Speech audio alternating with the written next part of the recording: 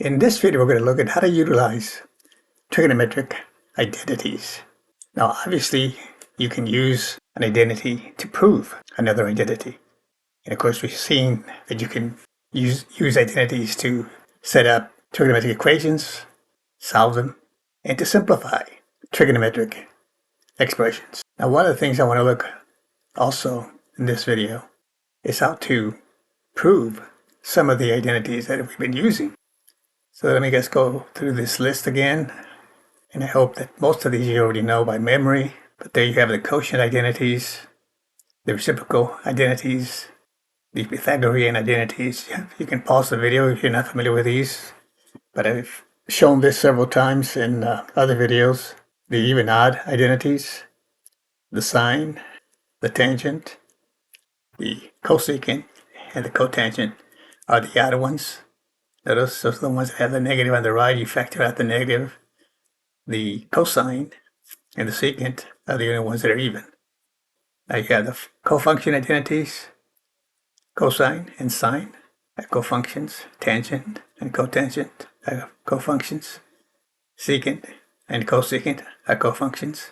So we have the cosine of pi over 2 minus sine is equal to the sine of theta. So if you have complementary angles, 30 degrees, 60 degrees, the cofunctions of that angle for cosine and sine will have the same value. And you can show that yourself by just drawing a right triangle and taking the sine of the and the cosine of the acute angles, and you see it's always the same, whether you're using cosine and sine, or tangent and cotangent, or secant and cosecant. Everything starts with basic concepts. The cosine of a sum of two angles or the cosine of a difference of two angles can be proven using analytic geometry, the distance formula. But once you derive one, you can use that same identity to derive the other one. So that's what I want to look at right now, just to give you some more info on these types of topics. So let's suppose we know that this is true. We've already used it, but this is just to give you an idea as to how these are derived. So let's suppose we know that the cosine of a plus b is equal to the cosine of a, cosine of b minus the sine of a, the sine of b. How can we get this result from this? Well, we can start by something like this. We can say, well, okay, let's start with cosine. Okay, we know the formula for cosine of a plus b. What is it for cosine of a minus b? So we can do it this way. Okay, cosine of a minus b. Let's suppose we don't have a formula for that yet, but we have a formula for the sum. Then we can write it this way. We have cosine, this is a difference here, so let's write it as a sum. Let's write a minus b as a plus negative b. Now, since we have it as a sum, now we can use this formula over here and say, okay, the cosine of a plus negative b will be the cosine of a, and I'm using this over here on the right, cosine of a, and that's cosine of minus b. And then what do we have over here? We have a minus, so this will be a minus then. And it's the sine of a times the sine of the second angle. In this case, the second angle is minus b. Minus b. Okay, let's simplify this now. This is going to be cosine then of a. Nothing changes there. And then we have a cosine of negative b, but now we know about even and odd functions, and the cosine is even. So you can cancel the negative there, and that gives me cosine of b. Sine is odd, so over here we'll have a sine of minus b. You can bring that negative out in front. That's going to give you a plus sine of a, sine of b. So using this first identity here, cosine of a plus b, we get a second identity, cosine of a minus b, by writing it this way. And that tells us that cosine of a minus b is the cosine of a times the cosine of b plus sine of a, sine of b. And that's why we can take important identities and prove another identity. Now let's suppose we wanted to prove the sine of a plus b. Let's see if we can prove that the sine of A plus B is equal to sine of A, cosine of B, cosine of A, sine of B. So I'm going to start with this here. Okay, the sine of A plus B is equal to, well, I know then the results of cosine of A plus B and also cosine of A minus B. So now what about this? Since I only know the cosine of A plus B and the cosine of A minus B, let's do this and say this is going to be the same thing as the cosine of pi over 2 minus A plus B. And that's from the cofunction identities. Sine and cosine, remember, are cofunctions. So we're using that fact and then this particular identity for those two. So what does that tell me then? This tells me that this is now a difference, cosine of a difference. So now I'm going to use this right here. So what does it tell me then? I have a difference of two angles, cosine though. Then this would say yes, the cosine.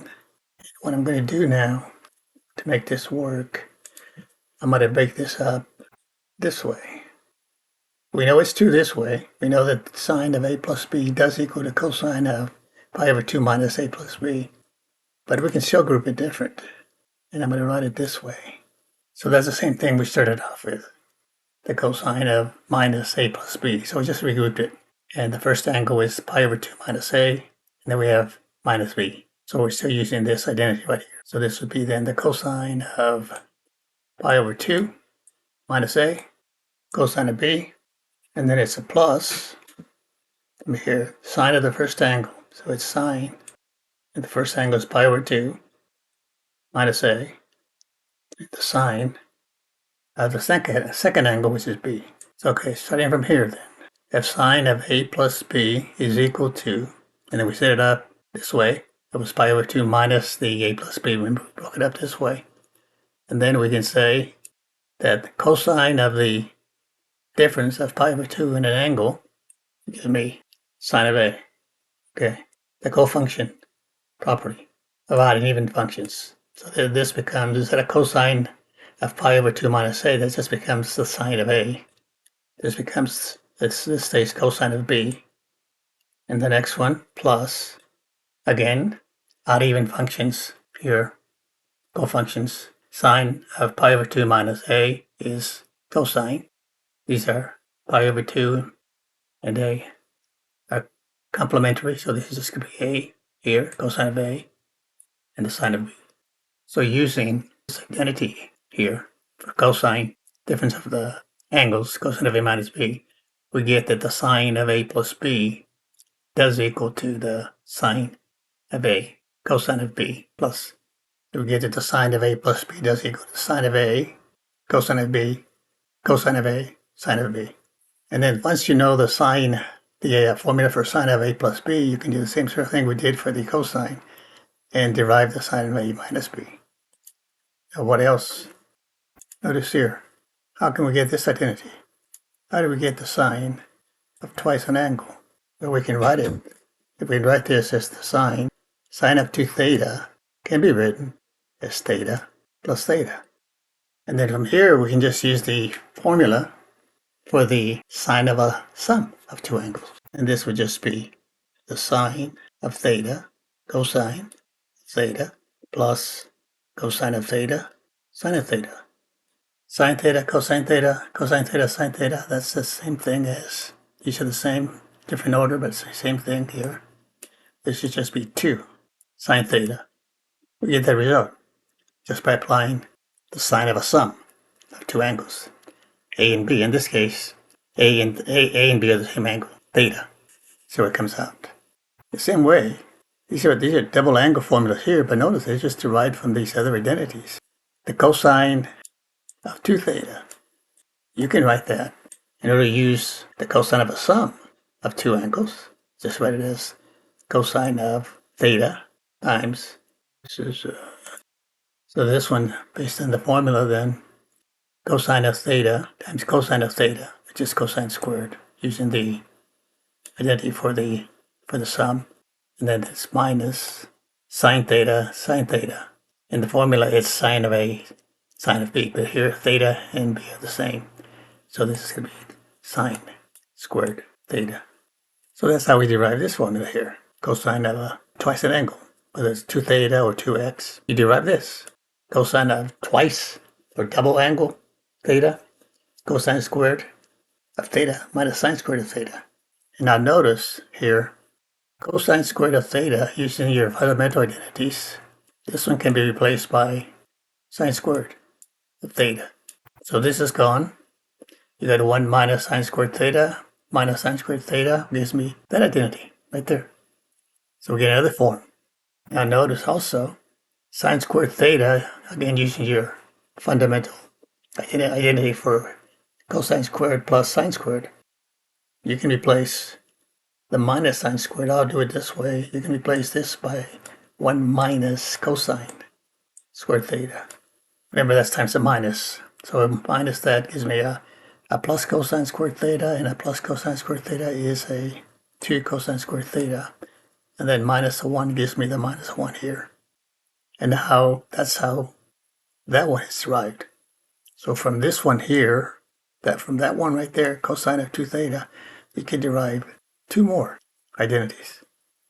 Now, if you take calculus down the road here, you'll be using these same identities in solving what is called integration or integral calculus.